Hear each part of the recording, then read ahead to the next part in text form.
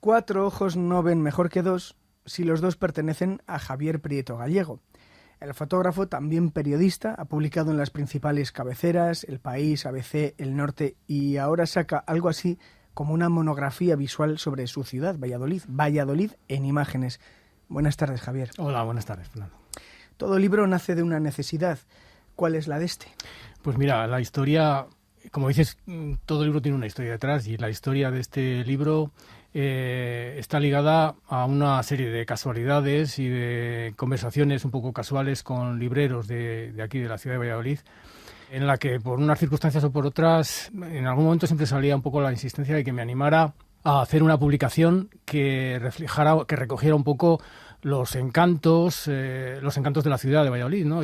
Ellos echaban de menos una publicación en sus estanterías, ¿no? De Valladolid que poder ofrecer a los lectores. Decían que entraba mucha gente preguntando por alguna publicación de Valladolid para regalar o para llevarse de viaje, gente que viene de viaje y se quiere llevar algo, y en ese momento no existía nada. Entonces, bueno, un poco a base de esa insistencia, pues fui dando forma a este proyecto que es el libro Valladolid en imágenes.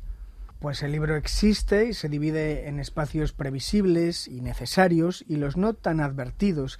También hay un toque personal, como cuando enfrentas en 2 páginas la desembocadura de la Esgueva en el Pisuerga y los balcones, las balconadas de la Plaza Mayor, o los patios de butacas del Teatro Calderón y del Miguel Delibes. Tiene un toque personal, de autoría. Sí, tiene un toque, bueno, yo creo que eso es un poco inevitable, ¿no? En cualquier autor, ¿no? Que se dedique en este caso a la fotografía. Pero sí que es verdad que he intentado también contener un poco ese toque, un poco a lo mejor más artístico, en aras del objetivo un poco del libro, que como te digo, al final lo que pretende es ser un escaparate de la ciudad, recoger aquellos aspectos que yo enseñaría a una persona que viene de fuera, un amigo que me dice, bueno, no conozco Valladolid, no he venido nunca, enséñamela en 2 o 3 días. Pues bueno, en ese recorrido yo le enseñaría las cosas que son fundamentales a nivel patrimonial de la ciudad, pero también le llevaría por algunas calles que normalmente están fuera de los circuitos, e incluso le enseñaría algunas cosas que a lo mejor al resto de la gente no le llama mucho la atención, porque yo en algún momento sí que he sentido algún chispazo, ¿no? Y entonces en ese sentido sí que hay algunas fotografías con un toque más personal. El afán divulgativo es verdad que está. El libro está muy bien editado. Atribuyes a Valladolid nieblas y escritores. Es un arranque bello, y a continuación refieres que está hecha a la medida del paseante y que invita a ser recorrida. ¿El paseo es a la ciudad lo que el senderismo es al campo? Bueno, yo creo que sí, eso sí es así. Además es uno de los rasgos para mí distintivos de la ciudad de Valladolid. O sea, Valladolid no es una ciudad que apabulle por su monumentalidad, y por suerte, desde mi punto de vista, tiene unas dimensiones justas para que no te sature ese recorrido monumental o ese recorrido patrimonial, ¿no? Entonces, no sé, para mí es una ciudad muy paseable, y en la que el disfrute de la ciudad está en esos paseos. Son además muy fáciles de amenizar con el tapeo y con otra serie de goces, ¿no?, que tiene la ciudad. Y una parte peatonalizada de la ciudad que viene representada en el libro.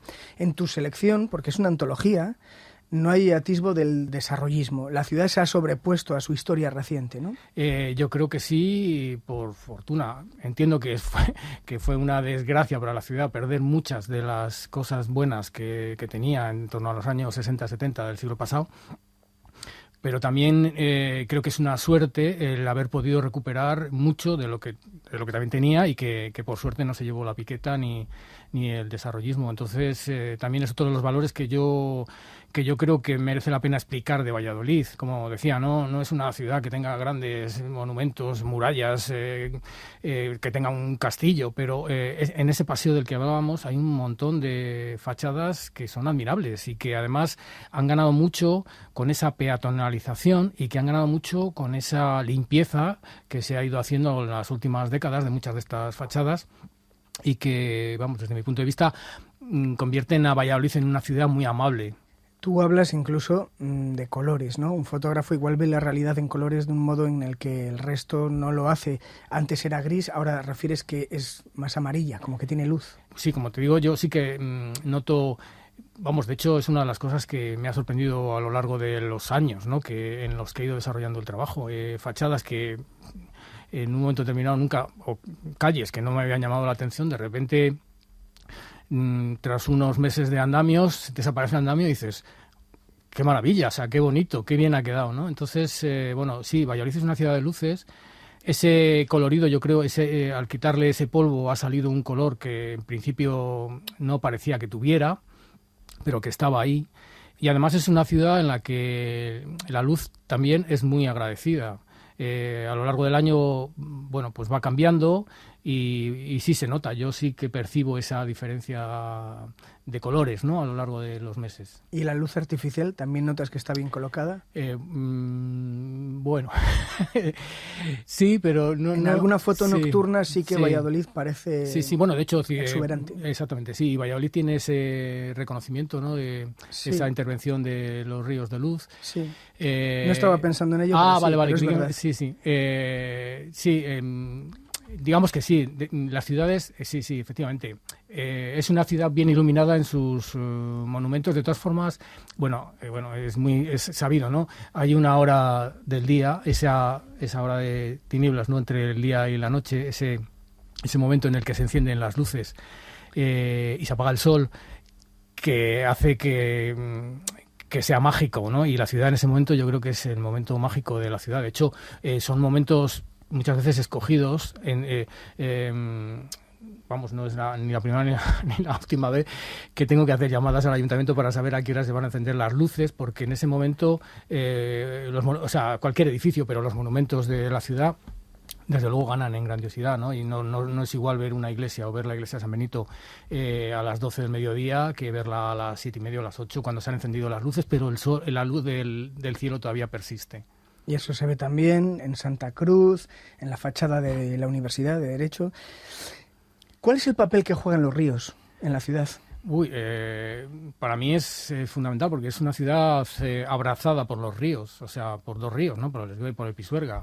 Esos ríos, aparte de configurar su orografía, configuran su clima, esa humedad, esas nieblas, ¿no?, del invierno surgen de estos ríos, de este abrazo.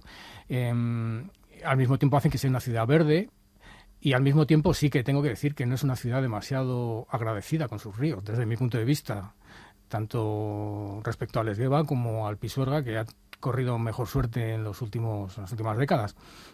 Yo creo que son pues unos puntos fuertes de la ciudad que tienen mucho por mejorar, mucho por delante. Yo creo que además habría que aprovechar, no solo desde el punto de vista turístico o de atractivo turístico, sino como puntos de vida de la ciudad. Estamos hablando de paseos, de una ciudad paseable. Pues que mejor paseo que esas orillas del Pisuerga en este caso, o del Esgueva, ¿no? Entonces sí, es una ciudad para mí marcada por los ríos, por esas nieblas de las que hablábamos, y que no sé si influirán en la personalidad de los escritores. Esa es la naturaleza en la ciudad. Luego hay otra parte más urbana, y en esta segunda yo he agradecido que hayas abierto hueco al Museo de Ciencias Naturales. Sí, bueno, es que Valladolid tiene rincones que, aunque parezca mentira, siempre no se dice que las personas que viven en unos entornos determinados en su ciudad a veces no valoran lo que tienes, no valoras igual lo que tienes al lado, que cuando te recorres 1000 kilómetros y apareces en otro sitio que lo ves todo, ¿no? Y Valladolid tiene esos rincones que están ahí en medio de la vorágine diaria, en este caso del Museo de Ciencias Naturales, que es un pequeño rincón que está abierto, o sea, que es visitable, pero que es difícil preguntar a alguien de Valladolid que si lo ha visto o se ha acercado en alguna ocasión a verlo, ¿no? Y tiene, pues ese también es un rincón con ese encanto antiguo, ¿no?, de las ciencias tradicionales. Sí. Imprevisible. De la catedral hay varias, me gusta una con un maniquí a doble página, en otras páginas hay más maniquís divertidos ante la iglesia de la Antigua. Es una ciudad para paseantes, pero apenas hay, salvo en procesiones, concentraciones moteras viandantes. ¿Los has apartado para que se vea mejor en ocasiones el objeto de contemplación? Bueno, sí, he tratado de jugar un poco buscar ese equilibrio del que hablábamos antes. No deja de ser un libro pensado fundamentalmente, es un libro para el viajero que viene a Valladolid y se quiere llevar algo, ese recuerdo más elaborado que el que pueda llevarse en su móvil, ¿no? De fotos de Valladolid.